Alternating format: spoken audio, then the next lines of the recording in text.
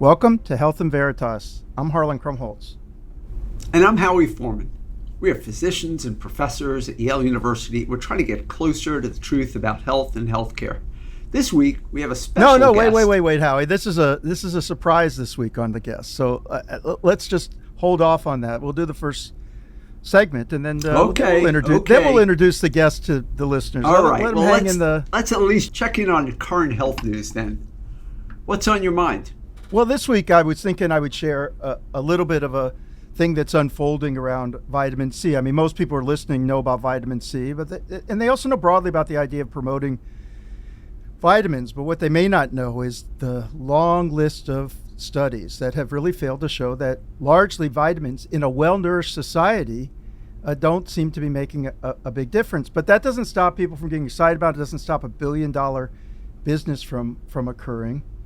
And so we are still on a march to sort of figure out whether vitamins make any difference. And from time to time, certain studies come up that suggest that they're beneficial, but then that sometimes leads to other studies that may change the story. Look, when I wanted to talk about vitamin C, I also made a great discovery. Discovered that you, in grade school, wrote your first report in science on vitamin C. So then I thought, well, right? Is that right? That is correct. Well, did you get an A? I mean, what was it on?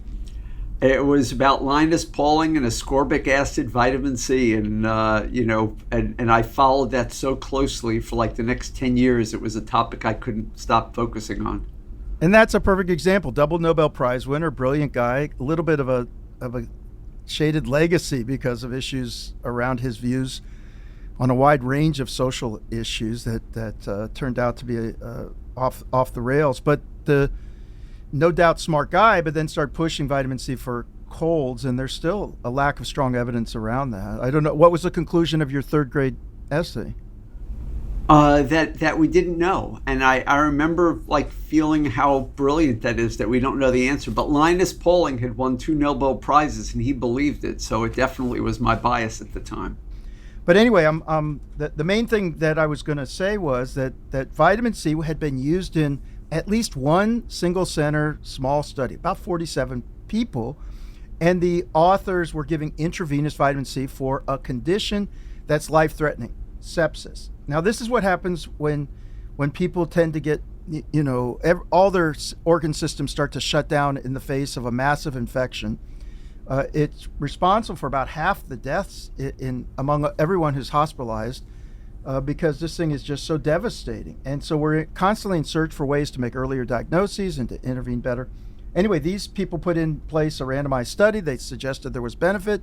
It led to a large study that was just published June 15th. And in that study, it was a randomized placebo-controlled trial of people in the ICU for not more than 24 hours who were needing medicines to help support their blood pressure. And they studied almost 900 people. And in one group, they gave intravenous vitamin C, and in the other group, they gave an infusion that was without anything in it, right? Just to determine what would happen. Lo and behold, at the end of the day, no benefit. So again, you've got this situation where like a lot of hope, and then they actually test it formally, and they fail to find a benefit. And another reason I wanted to bring this up today was this just reminds me of all the swirl around COVID and long COVID and vaccine injury and a whole range of conditions. And a small number of people, hold out hope. These people are desperate. And there seems to be a little bit of good news. And maybe one center suggests something's beneficial. But this just shows why we have to be disciplined in the science and really test the things well to determine if there's a benefit.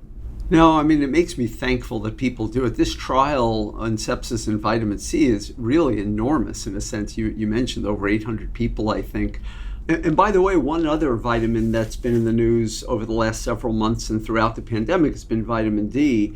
And I believe there too, even though there's a strong correlation with vitamin D deficiency and worse outcomes from COVID because of probably coexisting factors, there has been no evidence that using vitamin D as a therapy is actually helping patients. So this is another example of a vitamin being used in treatment that people are advocating for. You can go on websites and find people celebrating the use of vitamin D to prevent or treat COVID, and there's no evidence that works either.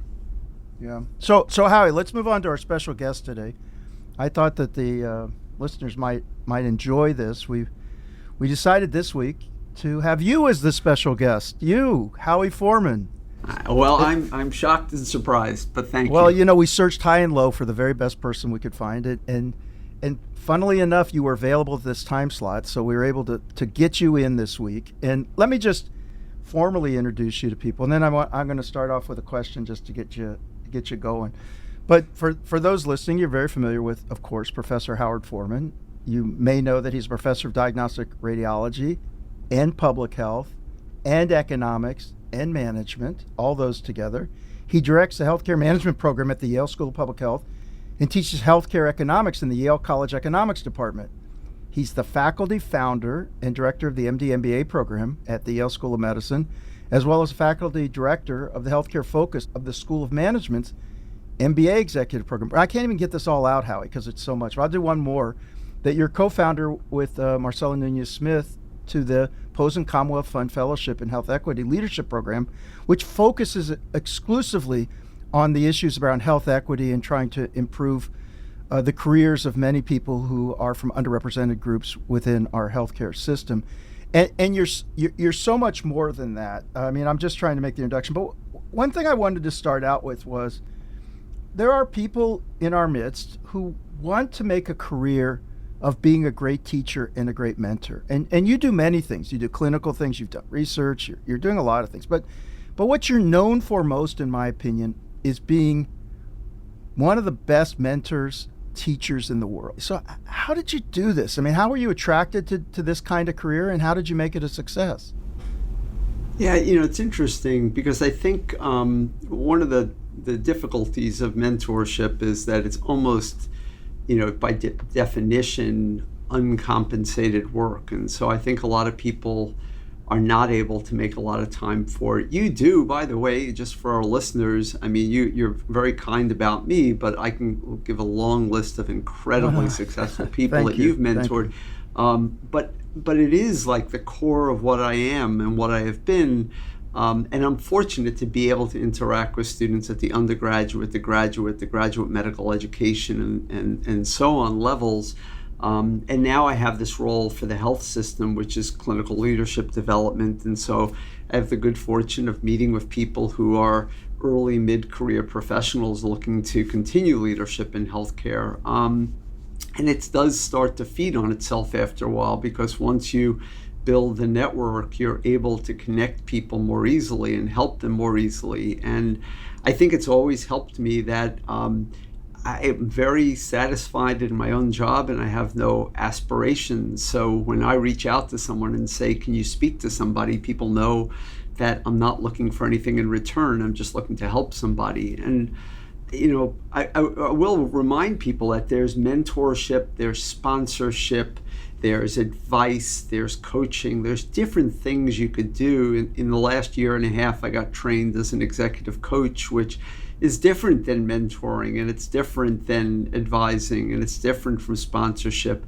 And we each can play those different roles, but I've found over these last 26 years at Yale that helping people develop their careers is one of the most satisfying things to me. And while some of it may be undercompensated, the School of Management and the Yale New Haven Health System have valued that. When did it occur to you that this was going to be a central part of your career? I mean, you were socialized like the rest of us through really a focused clinical and research kind of get, all the star power and all the attention. When did it occur to you that this could be a central tenet of your career?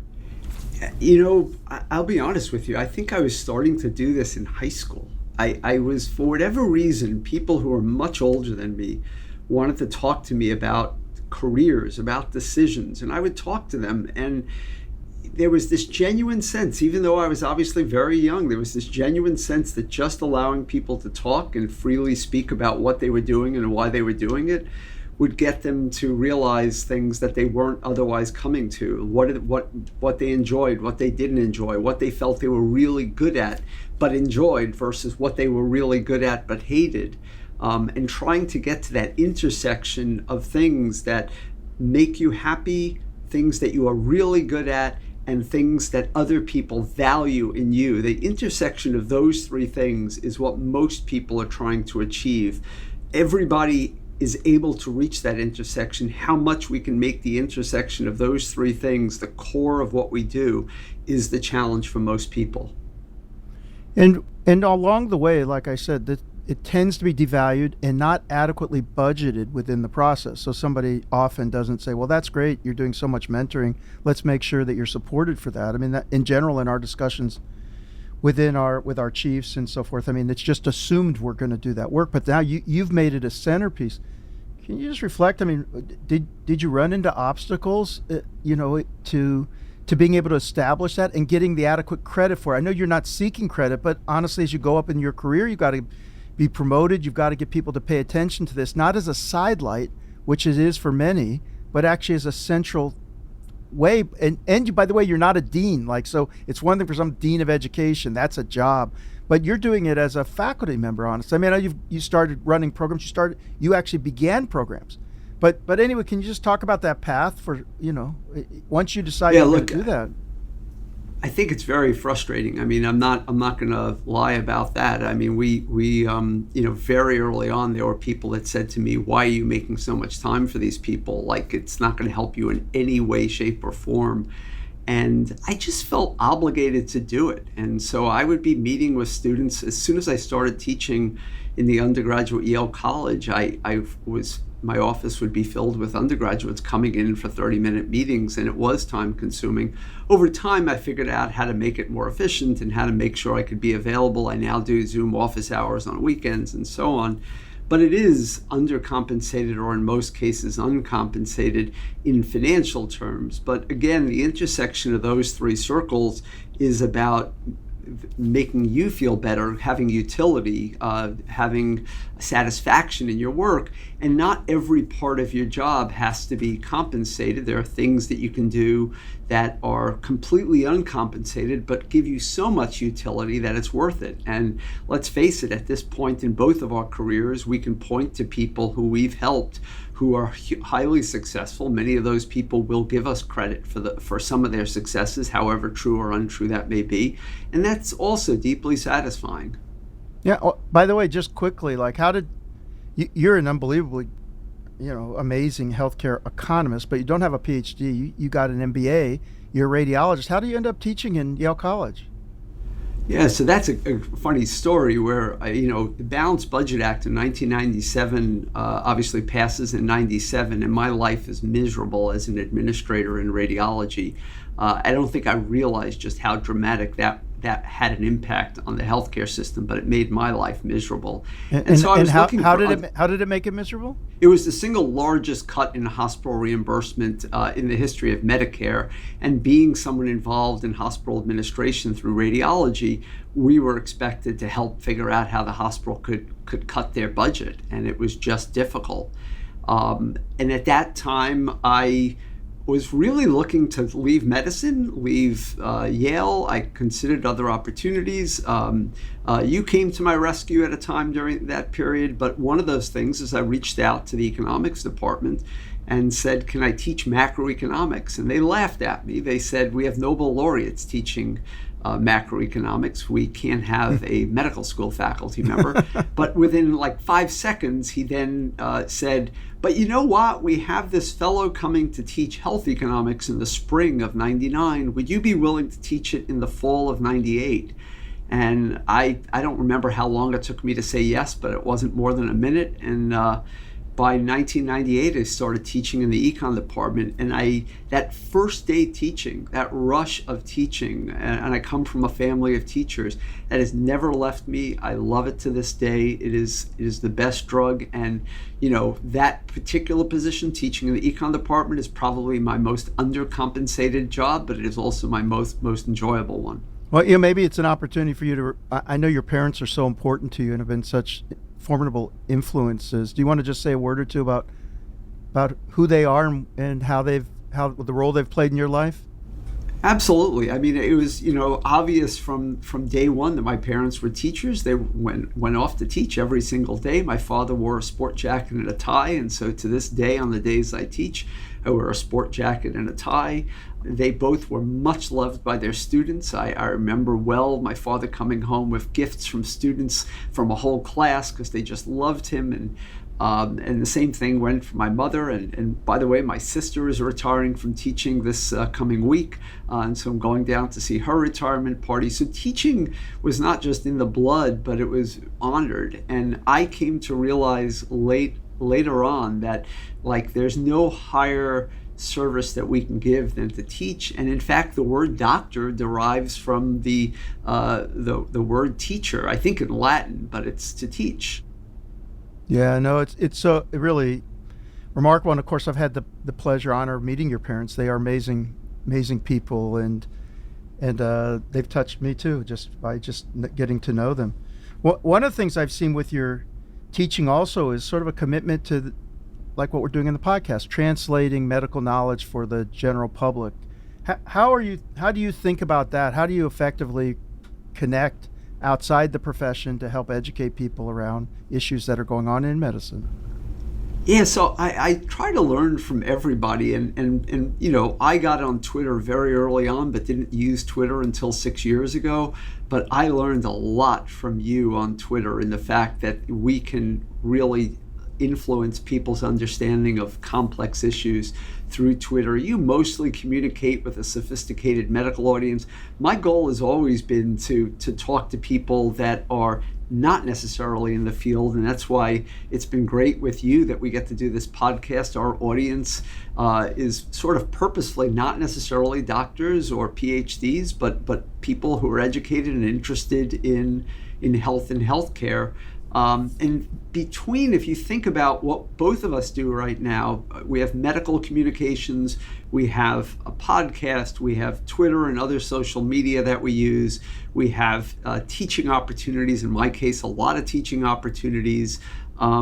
This, I think, is one of the most important things we can do, because you could have the best science in the world, but if you're not communicating it, the opportunity is in a great part wasted. Yeah, and in this world of misinformation, I think it's more important than ever for these trustworthy, credible sources. And you, as a teacher, your role in this has just been so important. One thing I wanted to ask you, so as you look forward, of course, lots is changing in teaching. I mean, the methods, the approach, technology. I mean, what do you see for yourself and for the field with regard to what next steps are? What's it going to look like in 10 years, do you think? So COVID changed a lot, and it was around this time 2 years ago that I taped all my lectures and flipped the classroom for the fall semester of 2020, because Yale was not returning to in-person teaching at that time. And I was very uncertain of what that would feel like. I taught in this office on this screen. It was not enjoyable at all, but we were able to make it through it. And I learned a lot about how you can do both synchronous and asynchronous teaching, how you can use a flipped classroom, how you can take, lemons and turn them into lemonade. But I also learned that there's a lot about teaching and learning that occurs in a classroom with people interacting with one another. So I don't think we're going to walk away from the in-person teaching, but the business model of teaching and the scale of teaching online does support that we could, as we like to say, democratize higher education by using some of those technologies, by using synchronous and asynchronous teaching to reach many more people and making higher education affordable to more individuals without burdening them with enormous debt. Yeah, I think, there shouldn't be just a small group of people at Yale who get the chance to sit in your class. The more that we can make the class available, it may not be the same experience, but at least it's part of that exposure. Let me just end by asking you if you could relate a story. Like, what's one of the most satisfying things you've had, without necessarily revealing names of an individual, but over the course of all this time in your role as a mentor and a teacher, what was one of those days that you came home and you thought, like, God, there's nothing like this? Well, I mean, I mentioned a few weeks ago about a couple of students graduating, so I won't go back to that one, but that's very satisfying to watch people succeed and to give you the feedback that lets you feel like you were part of that. But one of the most satisfying things is that person that you don't necessarily notice in the class who 10 years later, 15 years later writes you a long email explaining how their career has turned out this way and how their time in your classroom was the moment that things changed. And I've gotten enough of those letters over the years from people who have nothing to gain at that point from sending such a letter to believe that it's genuine. And it reminds me that you don't necessarily know who you're impacting the most at the time you're teaching them, that things settle in at different paces at different times, and we have an opportunity and an obligation to afford everybody in that room the same effort. Well, this has been great to hear from you. I will say that what you've taught me so much, and when I watch you, what really you exemplify is a deep professional commitment to doing your best every day for every person, no matter what, making the time, doing the work, and also, enjoying the relationships. I also see that you're able to sustain these relationships over decades, and it's just really a tribute to what you do. I know you're a role model for so many, and let me just say thank you for coming on the podcast today. Thank you for having me. This was really great, Harlan, and I look forward to us flipping the script sometime and doing the same thing with you. Yeah, sure. Yeah, that'd be fun. Thank you. Okay, let's turn to the next segment. And now I'm with my partner, Howie Foreman, who we're in this part of the segment. I get to ask him, as now he takes off his hat as guest and resumes his role as co-host. What's been on his mind this week, Howie? So what's keeping you up at night or getting you excited these days? Yeah, so I'm not ready to declare even a small victory. In fact, just as I came on here today, I saw on Twitter that there are some hiccups, but the gun violence and gun reform bill that's pending in the Senate right now, it's not a victory right now, but they seem to be making progress, and I think it's very possible that it will, in one form or another, get passed by the Senate and House and signed into law by the president. It includes a few of the things we talked about before, specifically red flag laws, enhanced background checks for those under 21, and some less controversial measures such as school safety funding and mental health investments. But we'll wait to see more about that. But I wanted today to just go back to another sort of public health issue that people don't necessarily think is public health. And it was brought to me by a thread that I saw from Arnold Schwarzenegger, the former governor of California and obviously a media star. And he had a thread talking about the challenges and opportunities presented by climate change and fossil fuel pollution and its relation to children's health. And I don't think it was intentional, but it came out at the exact same time that there's a review article in the current week issue of the New England Journal of Medicine on the same topic. So I'd urge listeners to look at both and to learn more about fossil fuel pollution, climate change, and the relation to children's health. So there are two key points from the governor's pithy thread. 7 million people died last year from the direct effects of pollution. 7 million people. Right? It's an enormous number, direct effects of pollution. And for the first time ever, a 9-year-old child's death in London was explicitly on her death certificate attributed to pollution. The New England Journal of Medicine article highlighted the vast adverse health effects on children and fetuses from air pollution and climate change, including 2 million preterm births worldwide in 2019 alone. So climate change and pollution have enormous population level impacts on health. Our individual abilities to mitigate this for ourselves, for our families, is de minimis, meaning, whatever I do isn't going to help me personally. And this is in contradistinction, for instance, to infectious disease, where my individual actions do have substantial impact on my own destiny, even as they also help the population. When it comes to climate change and pollution, our collective efforts are required to tackle these issues. But that should not be confused with the belief that each of us does not have individual responsibility to health. And you'll find, and I think you know this about me, I'm not an absolutist about almost anything, but certainly most things.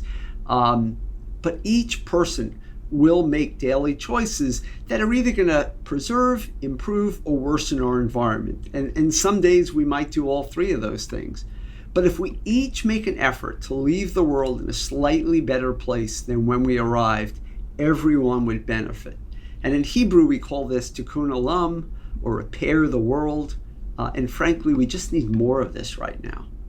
I'm really glad you brought this up today. This is a thing that occupies my thoughts a lot too, because we're all in this together. It's about climate change. Air quality, of course, is a big thing.